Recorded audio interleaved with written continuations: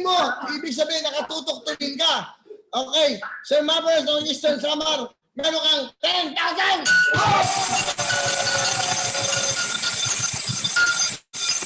Oh, ano masasabi mo? Patadala ka agad ng Cebu kasi yan. Bigay ng Wowin, GMA7 at tutok tuwing.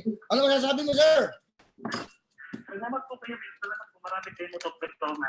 O, di ba? Tulong na ito sa amin. Oo, bili kayong bigas, ulam, gamot, kung ano man kailangan, ha? Opo.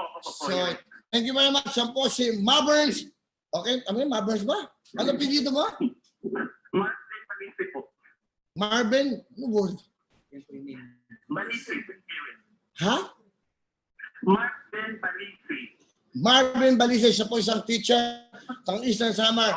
Meron kang